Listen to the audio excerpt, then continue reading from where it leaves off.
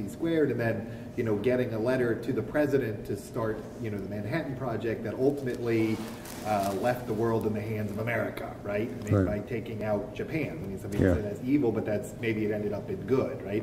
I think it's the same issue here, right? It's like a space race. Like, who can get the intelligence the fastest? And whoever, you know, America, let's just put ourselves as the good guy on the battlefield.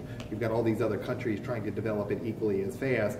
Our self-preservation would say we would want to develop it in such a way that it would not turn against us, right? That we would ultimately have an ability to stop it or turn it off or at least tone it down, right?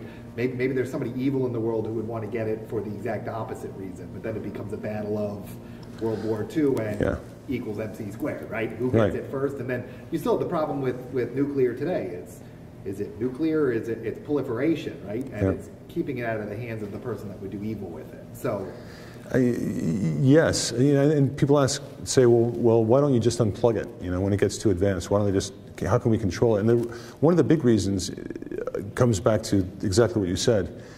We won't unplug it, or you know, IBM will be working on it, and they won't unplug it because Google will race ahead. We won't unplug it because China will race ahead. And that's just the political dimension of it. We've got to get. That's why I bring up the IAEA. We've got to have a international agreement, and we've got to have transparency.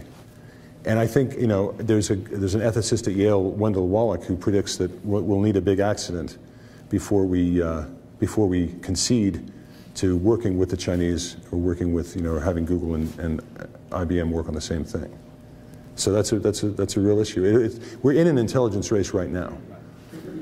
What I'd like to do is help nudge it into the public domain so it's being talked about, rather than have policymakers who often don't know much about the technology, and even if get the public to bone up on the technology so that it becomes part of daily discourse.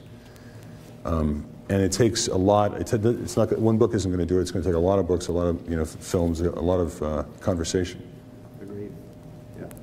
I also saw it was a TED video that they were talking about the influence of YouTube on information sharing and the intellectual race, right? That's part of it. Like maybe 90% of all future communications via the internet will be really video based.